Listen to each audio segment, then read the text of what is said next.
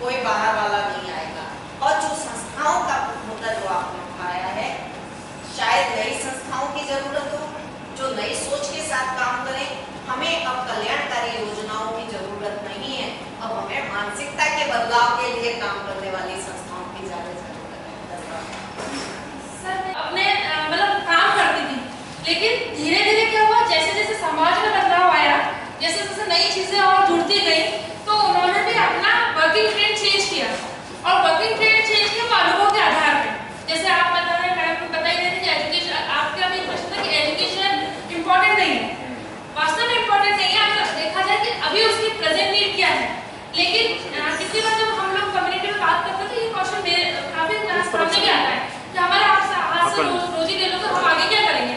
हम उनको एक ही चीज समझाते हैं, आज आप प्रॉब्लम में जी रहे हो, लेकिन अगर आप जिंदगी में जीना चाहते हो तो आप आपका रास्ता चुनो। अगर आप डेवलपमेंट करना हैंडीक्राफ्ट एक्टिविटीज में, तो ताकि तो आपकी जो क्वेश्चन आया था कि संस्थाएं कुछ नहीं कर कुछ कर रही है, लेकिन इसका दायरा सीमित है, जो मैडम ने आपको पहले भी कहा है, दायरा सीमित है। और प्लस अगर हम लोग थोड़ा सा जो बेसिक स्ट्रक्चर है शिक्षा के ऊपर हम काम करेंगे तो शायद मे भी ये बदलाव हो सकता है। इतिहास है और दुनिया में जो आंदोलन हुए और उनमें जो पत्रकारिता का इतिहास है, उसको हमें साथ साथ समझना पड़ेगा। फ्रांस में क्रांति हुई, जर्मनी में तब्दीली हुई, इंग्लैंड के अंदर जो परिवर्तन आए, अमेरिका का जिस प्रकार से रेलिजियंस के खिलाफ आंदोलन हुए और जिस प्रकार से वहां नफरत हुई और उन लोगों में एक ताकत खड़ी हुई। सोवियत रूस के अंदर 1917 में सफल क्रांति हुई। उन सब चीजों का हमारे आंदोलन के साथ में भी एक जुड़ाव है। भारत का आजादी का आंदोलन में पत्रकारिता का बहुत बड़ा रोल है। मतलब स्वतंत्रता सेनानी वो लोग बने जो राजनीतिक आंदोलन चला रहे थे।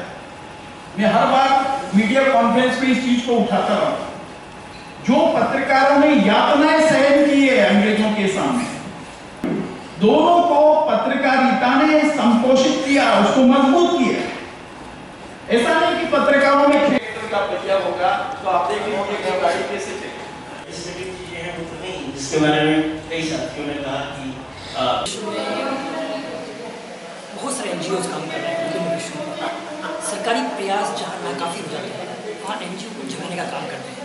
मीडिया के बाद एनजीओ का नंबर आता है जो महत्वपूर्ण तरीके से चीज़ों को उठाते हैं, प्रशासन और प्रेस के सामने रखते हैं और उसको चरम सीमा तक पहुँचाने की कोशिश करते हैं।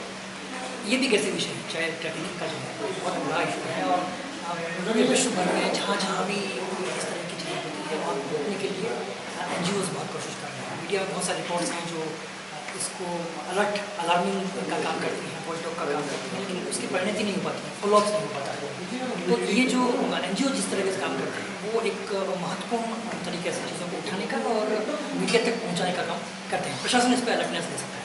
सवाल ये उठता है कि एनजीओज कर रहे हैं, प्रशासन कर रहा है, इंटरनेशनल लेवल्स कर रहा है, लेकिन क्यों नहीं हो पाता। और भारत में ये, एशिया भर में ये बहुत इंपॉर्टेंट फैक्टर है कि बच्चों का ऐसे ट्रैफिकिंग होता है, तो ये रुक क्यों नहीं पाता और दिन ब दिन बढ़ता ही जा रहा है। ये परेशानी यही है, कहाँ पर कमियाँ आ रही हैं। देखिए, मुझे ऐसा लगता है कि इस तरह के जो सोशल इश्यूज़ हैं उसमें फॉलोअप की बहुत कमी है।